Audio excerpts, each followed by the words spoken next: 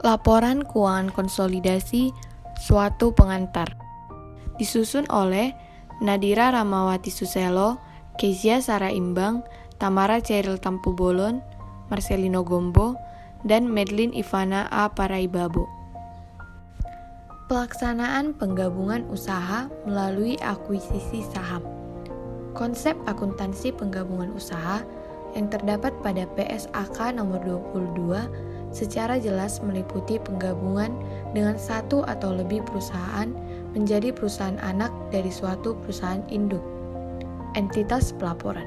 Penggabungan usaha membawa dua perusahaan yang sebelumnya terpisah kepada pengendalian dengan tim manajemen tunggal atau pejabat-pejabat dan direktur-direktur perusahaan induk.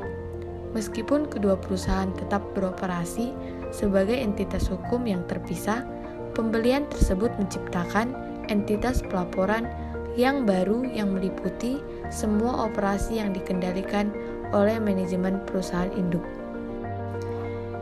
Hubungan induk anak. Suatu perusahaan yang memiliki lebih 50% saham berhak suara perusahaan lain dapat mengendalikan perusahaan tersebut melalui kepemilikan sahamnya. Dan hubungan yang terjadi antara kedua perusahaan itu adalah hubungan induk anak. Pada saat hubungan induk anak terjadi, perusahaan-perusahaan tersebut saling berafiliasi. Seringkali istilah afiliasi digunakan untuk mengartikan istilah perusahaan anak, dan kedua istilah ini digunakan secara bergantian pada sejumlah literatur akuntansi. Kebijakan konsolidasi. Laporan keuangan konsolidasi menyediakan berbagai informasi yang tidak terdapat dalam laporan keuangan terpisah perusahaan induk, dan laporan konsolidasi biasa diwajibkan untuk menyajikan posisi keuangan yang wajar dan hasil operasi dari suatu kelompok perusahaan berafiliasi. Pengungkapan kebijakan-kebijakan konsolidasi.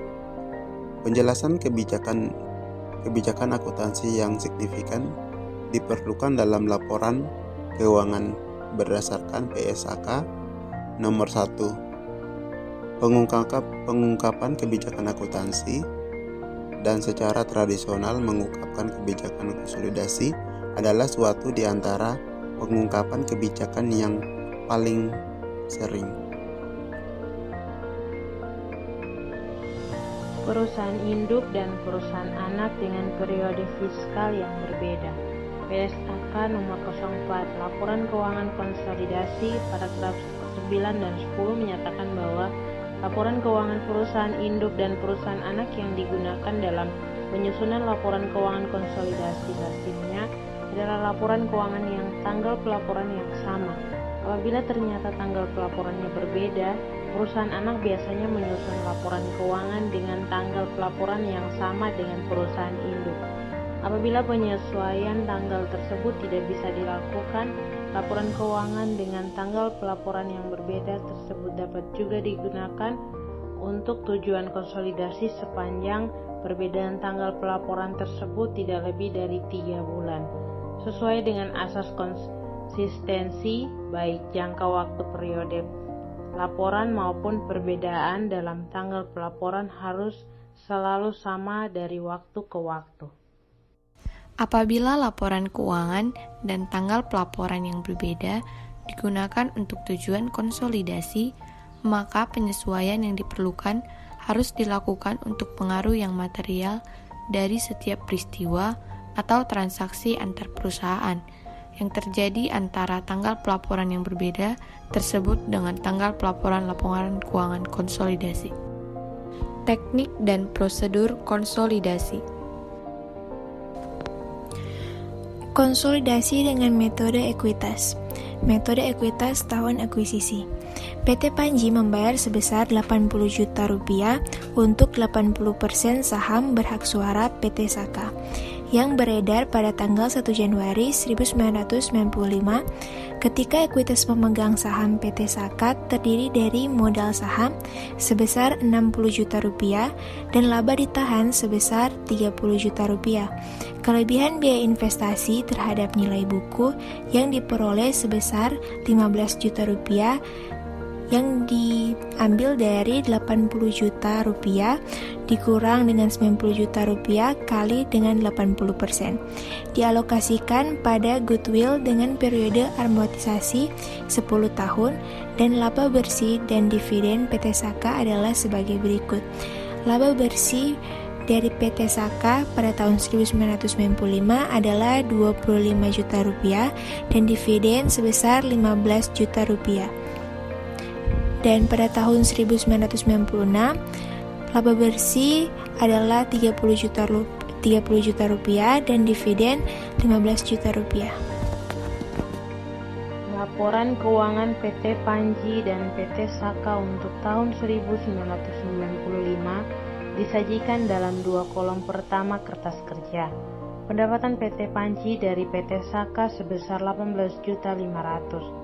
Terdiri dari 80% dari laba bersih PT Saka tahun 1995 sebesar Rp25 juta dikurangi dengan amortisasi goodwill sebesar Rp1.500.000 dan akun investasi PT Saka tanggal 31 Desember 1995 sebesar Rp93.500.000. Terdiri dari biaya investasi sebesar Rp87 juta ditambah dengan pendapatan dari PT Saka sebesar Rp18.500.000 dikurangkan dengan dividen yang diterima dari PT Saka selama tahun 1995 sebesar Rp12 juta.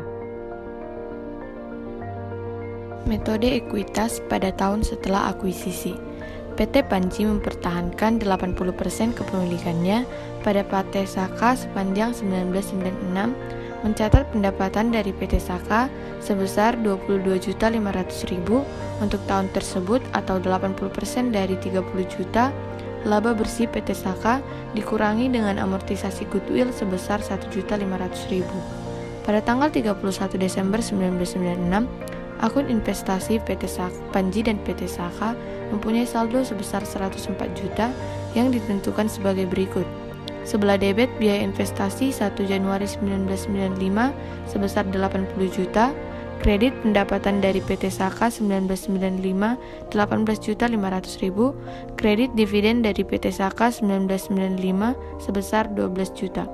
Investasi pada PT Saka 31 Desember 1995 sebelah debit sebesar Rp93.500.000, sebelah kredit pendapatan dari PT Saka Rp22.500.000, sebelah kredit dividen dari PT Saka 1996 sebesar Rp12 juta, maka total investasi pada PT Saka 31 Desember 1996 adalah sebesar Rp104 juta. Transaksi antara perusahaan antara PT Panji dan PT Saka selama 1996 hanya pinjaman tanpa bunga pada PT Saka selama 3 triwulan sebesar Rp10 juta. Konsolidasi dengan metode ekuitas tidak lengkap.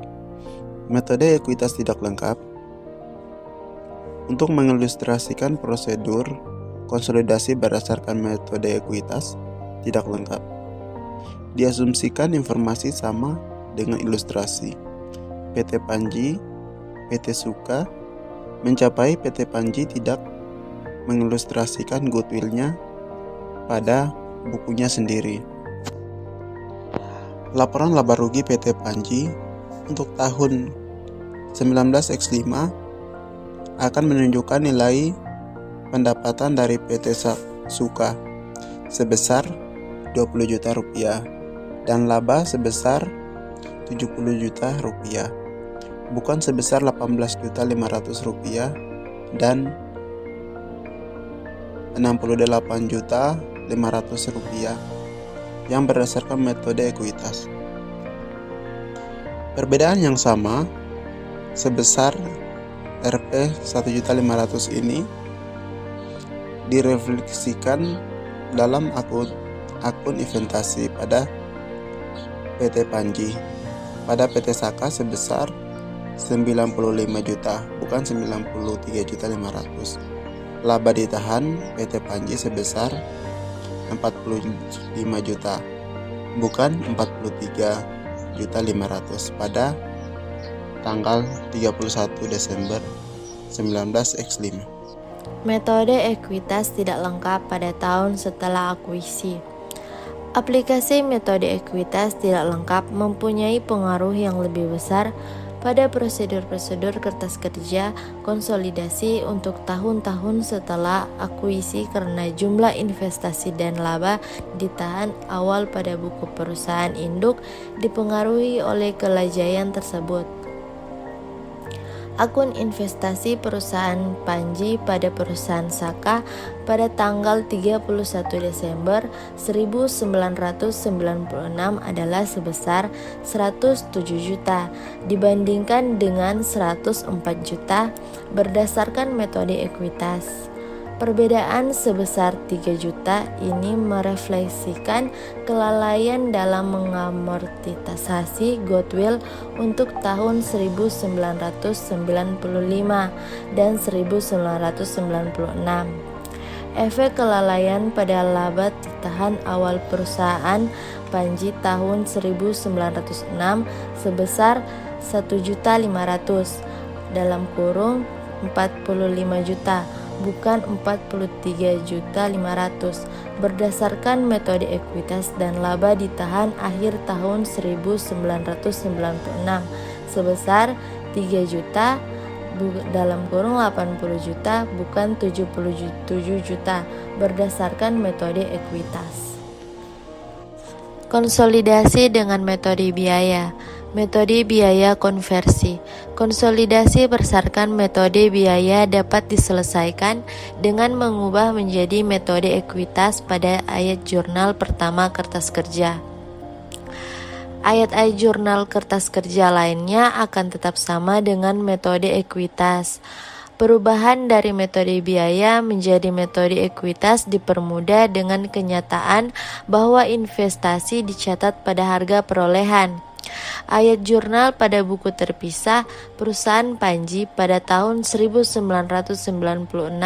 untuk mencatat pendapatan dividen sebesar 12 juta dan laba bersih sebesar 62 juta pada pendapatan yang belum didistribusikan dikurangi dengan amortisasi untuk tahun akuisisi. Metode biaya metode tradisional.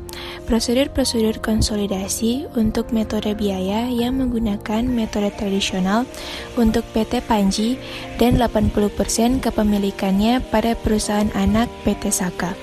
Berdasarkan metode biaya, investasi PT Panji pada PT Saka tetap sebesar 80 juta rupiah sepanjang tahun 1995 dan 1996. Dan ayat jurnal yang diperoleh oleh PT Panji hanyalah untuk mencatat pengiriman sebesar 80% atas dividen yang diumumkan oleh PT Saka.